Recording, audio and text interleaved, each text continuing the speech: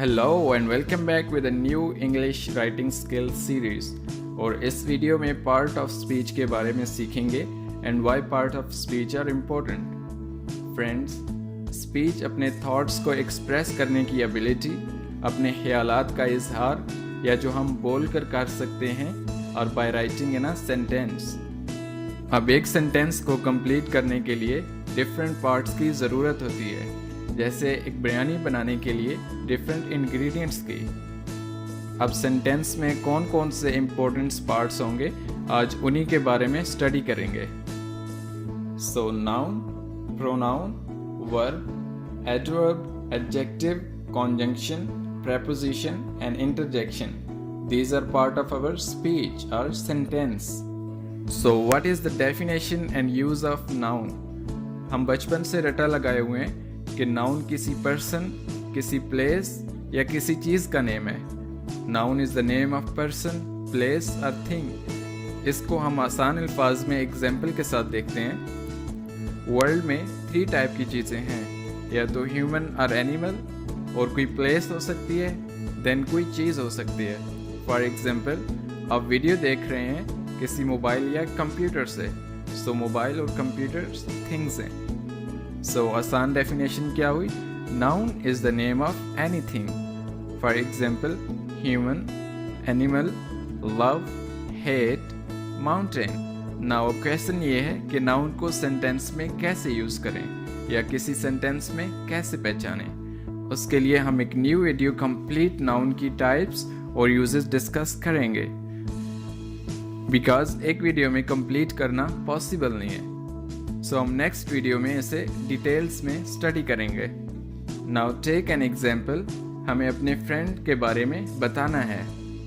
So we will say Sam is my best friend.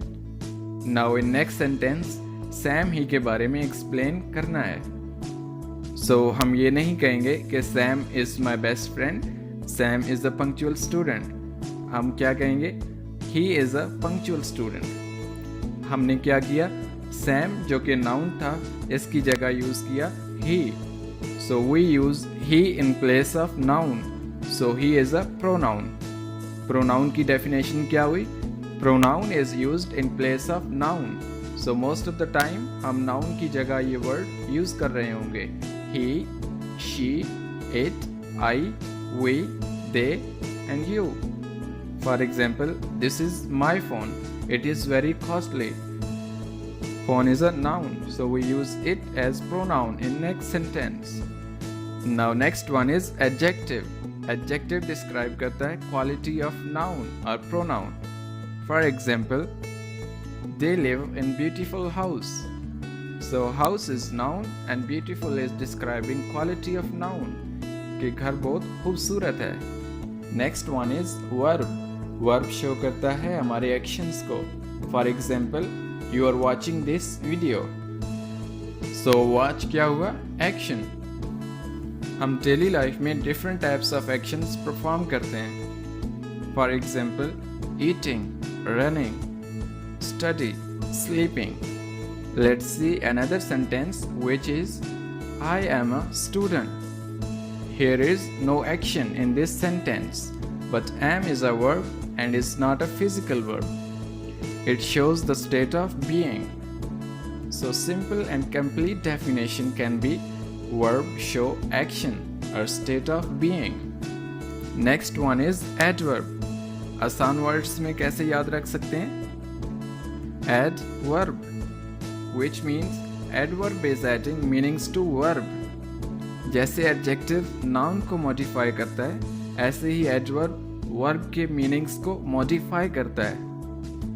Most of the time adverb के last में ly use करते हैं। For example, he run fastly. इसमें verb है run और fastly इसमें meaning add कर रहा है। Adverb gives additional information about verb. Now very important one is preposition, जो कि mostly every exam का part होता है। इस वीडियो में हम preposition की basics discuss करेंगे। So preposition 2 word को मिला के बना है, pre and position. Pre mean पहले and position means जगह। preposition nouns या pronoun का दूसरे part of sentence से relation show करता है. For example, I am in the class. So preposition is in, जो relation show कर रहा है I and class में. Other preposition are at, on, in, with, among, about, from, over, etc. Preposition gives information about direction, place and time. Next one is conjunction. Name से पता चल रहा है junction is joining या जोड़.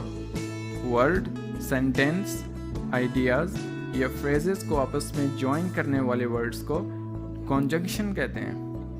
And, or, but, because, since, unless and while, etc. are example of conjunction.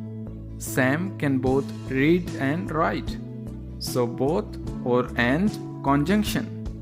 Last one is interjection. Interjection basically expresses feelings and strong emotions, or it contains exclamatory marks in the end of sentence.